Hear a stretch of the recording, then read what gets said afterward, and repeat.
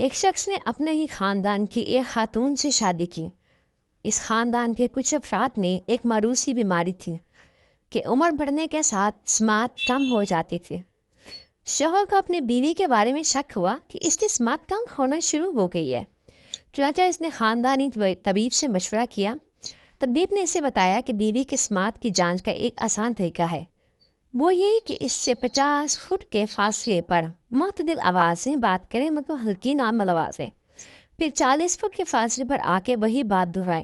اگر وہ جواب نہ دے تو 20 فٹ اور پھر 10 فٹ کے فاصلے تک قریب جائیں، اور اگر پھر بھی جواب نہ ملے تو اس کے بالکل پیچھے کھڑے ہو کر بات کرے۔ اس طرح بیوی کی قوت سماعت کا اندازہ ہو جائے گا۔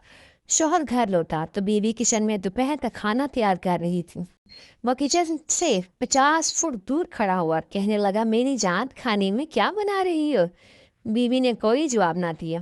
وہ 40 فٹ کے فاصلے تک قریب آیا اور پوچھا، میری جان، کھانے میں کیا بنا رہی ہو؟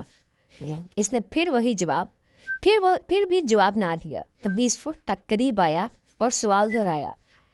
پھر بھی کوئی جواب نہ ملا۔ پھر وہ 10 فٹ تک قریب آیا اور وہی سوال کیا، تب بھی اس نے جواب نہ دیا۔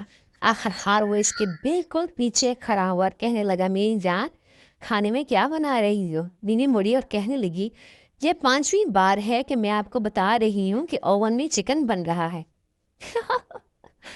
نتیجہ، اپنے بارے میں یہ گمان نہ رکھے کہ ہمیشہ درست ہے۔ ہو سکتا ہے مسئلہ آپ ہی کے اندر ہو۔ کچھ لوگ اپنی غلطیوں سے غافل ہوتے ہیں، مگر دوسروں کی غلطیوں پر ان کی نظر عقاب جیسی تیز ہوتی ہے۔ دوسروں کا ملامت کرنے سے پہلے اپنا جائزہ ضرور لیں۔ لوگوں کے عیبوں میں مشغول نہ ہو، مگر اگر انسان اپنے عیب دے لے تو اسے دوسروں سے بے نیاز کر دیں گے۔ اسی لیے تو کہتے ہیں کہ سب سے پہلے اپنے آپ کو دیکھیں کہ ہمارے اندر کوئی غلطی تو نہیں ہے، کوئی مسٹیک تو نہیں ہے۔ کیا ہم جو لوگوں پہ ایک انگلی اٹھا کے اس کی طرف اشارہ کریں کہ اس نے یہ کیا، اس نے وہ کیا، تو وہی جو 3 انگلیاں ہماری طرف اٹھ رہی ہیں، پہلے ہم اس کو تو دیکھیں، کیا ہے کہ ہم تو نہیں کہیں غلط، ہمارے اندر تو کوئی مسٹیک نہیں ہے۔ تو سب سے پہلے بجائے کہ لوگوں کو ٹھیک کرنے کے، ہمیں اپنی اصلاح کرنی چاہیے، اور اپنی اصلاح سب سے پہلے ضروری ہے۔ یہ وجہ ہماری بہت خوبصورت ایک پیٹسی ہے جو کہ سارا دن ہمارے گھر میں گھومتی پھرتی رہتی ہیں، تنگ کرتی رہتی ہیں، مزہ لیتی ہیں، انجوائے کرتی ہیں، ویدرس کو، ہر چیز کو انجوائے کرتی ہیں۔